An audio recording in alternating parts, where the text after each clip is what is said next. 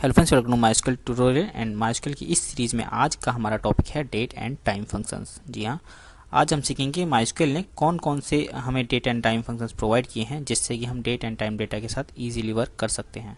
Okay, तो वैसे तो काफ़ी सारे फंक्शंस प्रोवाइड किए हैं, लेकिन यहाँ हम मोस्ट कॉमनली यूज्ड फंक्शन जो होते हैं वही सीखेंगे। ओके, तो वन बाय वन हम सीखेंगे। तो चलिए स्टार्ट करते हैं। तो सबसे पहला हमारा फंक्शंस है करंट डेट, जो कि हमें रिटर्न करता है current date of the system. Okay, इसका एग्जांपल देख लेते हैं। और यहाँ मैं जितने भी एग्जांपल आपको बताऊंगा वो सभी बेसिक क्वेरी होंगी, किसी भी टेबल का हम यहाँ यूज़ नहीं करेंगे। ओके, जिससे आपको और अच्छे से समझ में आएगा। तो ये करंट डेट फंक्शन हमें करंट डेट रिटर्न करता है। इसका यूज़ कैसे करते हैं, जैसे कि मैंने लिखा सिलेक्ट करंट डेट और इसको एग्जीक्यूट किया, सिलेक्ट किया और एग्जीक्यूट किया, तो आप देखेंगे कि ये करंट डेट रिटर्न कर देगा। ये इसी फॉर्मेट में जो बाय डिफ़ॉल्ट डेट ये रिटर्न करता है वो इसी फॉर्मेट में रिटर्न करता है। ओके, तो करंट डेट। इसके अलावा ये तो इस फंक्शन का नाम होगा करंट डेट। इसके अलावा सेम फंक्शन हमारा दूसरे नेम से भी होता है करंट डेट। अगर आप इस तरह से लिखोगे तो इस तरह से भी ये वर्क करेगा। ओके, दोनों फंक्शन सेम वर्क करते हैं, तो आप चाहे इस तरह से लिखिए चाहे आप इस तरह से लिखिए। तो ये हो गया हमारा करंट डेट। इसी तरह से हमारा दूसरा फंक्शन आता है करंट टाइम। तो करंट टाइम भी हमें सेम करंट डेट की तरह है। इसमें क्या होता है, करंट टाइम हमें रिटर्न करता है current time of the system. इसका यूज़ हम कैसे करेंगे, सिलेक्ट करंट टाइम और ये हमें करंट टाइम रिटर्न कर देगा इस तरह से। ओके, जैसा डेट करंट डेट के साथ था इसी तरह से इसके साथ भी एक और फंक्शन है करंट टाइम।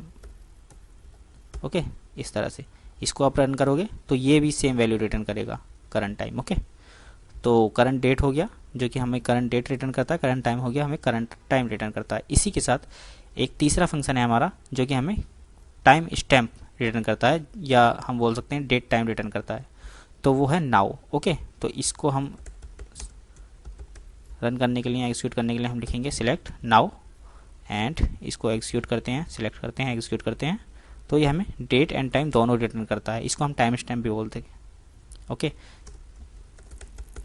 इसी तरह से हम इसको इस तरह से भी लिख सकते हैं करंट टाइम स्टैम्प और एग्जीक्यूट करेंगे तो ये करंट टाइम स्टैम्प वही रिटर्न कर रहा है। ओके, तो ये क्या हुआ, करंट डेट, ये दो फंक्शन हो गए हमारे। इसी तरह से current time and now and current time stamp. ठीक है, ये जो फंक्शन है ये सेम वर्क करते हैं, इसलिए मैंने एक साथ लिख दिए। अभी चौथा फंक्शन जो हमारे पास आता है वो है डेट फॉर्मेट। अगर आपको किसी भी डेट को किसी पर्टिकुलर फॉर्मेट में फॉर्मेट करना हुआ तो वो कैसे करेंगे, तो उसके लिए आता है डेट फॉर्मेट। इसमें हमें डेट पास करनी होती है और फॉर्मेट पास करना होता है, किस फॉर्मेट में आपको इसको कन्वर्ट करना है। फॉर्मेट से given date into a specified format, तो इसके लिए हम लिखेंगे सिलेक्ट और यहाँ हम लिखेंगे डेट फॉर्मेट। इसके अंदर हम दे देंगे डेट दे दीजिए, या आप यहाँ पे हम नाउ दे सकते हैं। बाय डिफ़ॉल्ट ये टाइम स्टैम्प दे देगा। और दूसरा जो स्ट्रिंग है, स्ट्रिंग में आपको रिटर्न करना है फॉर्मेट। तो फॉर्मेट अभी मैं लिख देता हूँ y %m %y hyphen %m and hyphen %d। Okay, अगर मैं इस तरह से इसको लिखता हूँ तो आप देखिए कि किस फॉर्मेट में रिटर्न कर गया, 2024 मार्च एंड 25। ओके, तो इसने क्या किया, full year, full month and full date return कर दी। ओके, तो इसके अलावा अगर हमें दूसरे फॉर्मेट में रिटर्न करना हुआ ये, तो उसके लिए हम लिखेंगे, क्योंकि ये मैंने y को कैपिटल लिखा इसलिए ये इसने फुल ईयर लिखी। अब देखिए मैंने ये मंथ को कैपिटल लिखा इसलिए इसने क्या किया, मंथ का नेम लिख दिया। अगर मैं इस मंथ को स्मॉल m कर देता हूँ तो आप देखिए क्या होगा, इसने क्या किया, पहले नेम लिख दिया था, अभी इसने उसका डिजिट में कन्वर्ट कर दिया। ओके, इसी तरह से अगर मैं इसको एक और बार कॉपी करता हूँ और इस बार मैं क्या करता हूँ,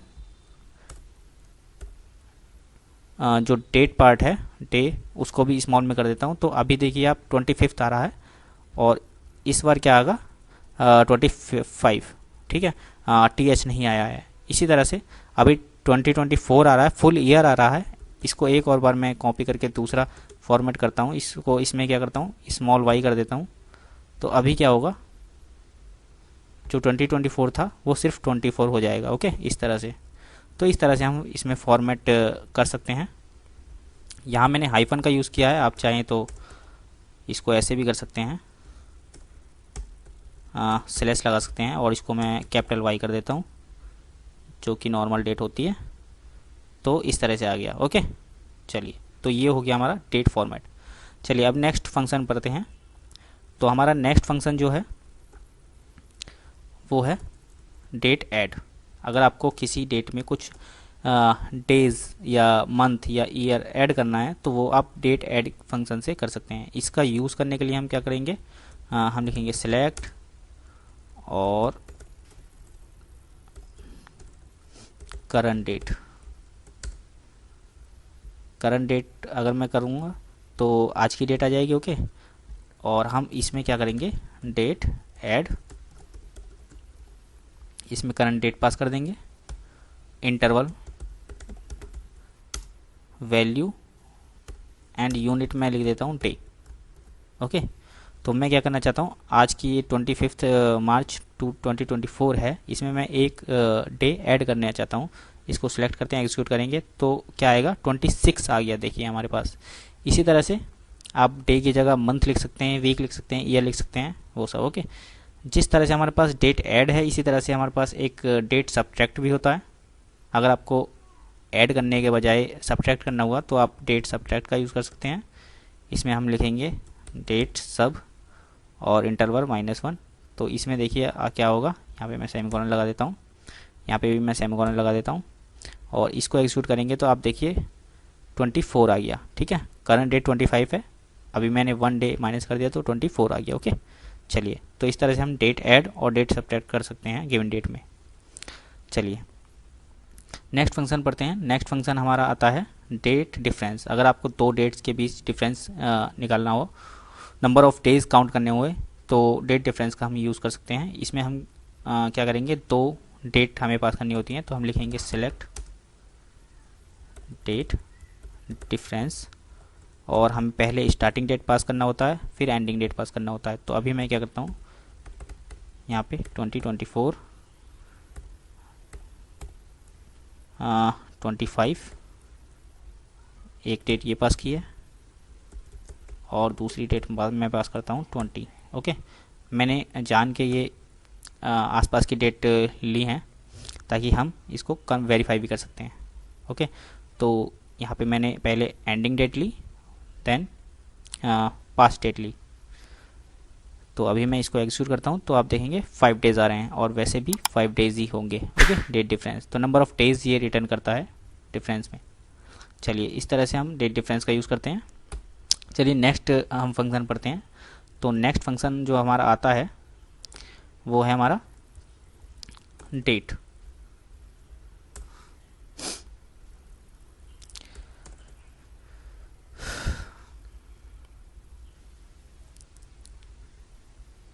ओके, तो नेक्स्ट फंक्शन हमारा आता है डेट।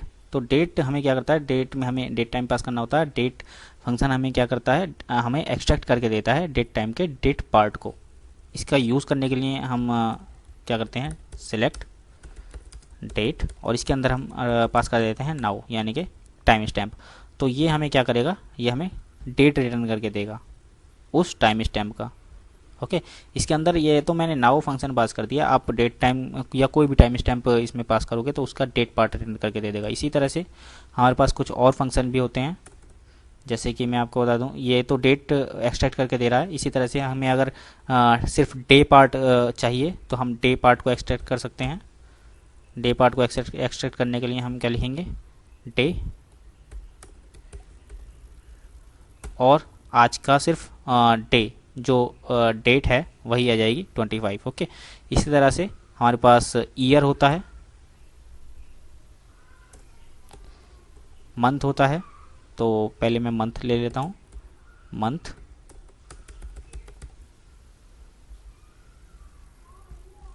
तो हमारे पास मंथ आ जाएगा। और इसी तरह से हमारे पास ईयर भी होता है,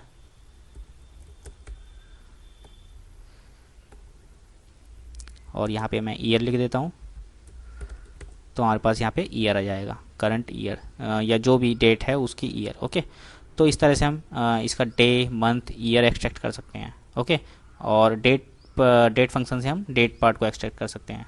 चलिए अभी नेक्स्ट फंक्शन पे आते हैं। नेक्स्ट फंक्शन है हमारा डे नेम। अगर हमें कैलकुलेट गेट करना हुआ तो वो कैसे करेंगे? तो डे नेम हमारे पास एक फंक्शन है डे नेम, उसके अंदर हमें डेट टाइम पास करना होगा या टाइम स्टैम्प पास करेंगे और वो हमें डे नेम रिटर्न करके दे देगा। जैसे कि आज की ही डेट का हम ले लेते हैं, तो सेलेक्ट डे नेम, इसमें हम टाइम स्टैम्प पास कर देंगे।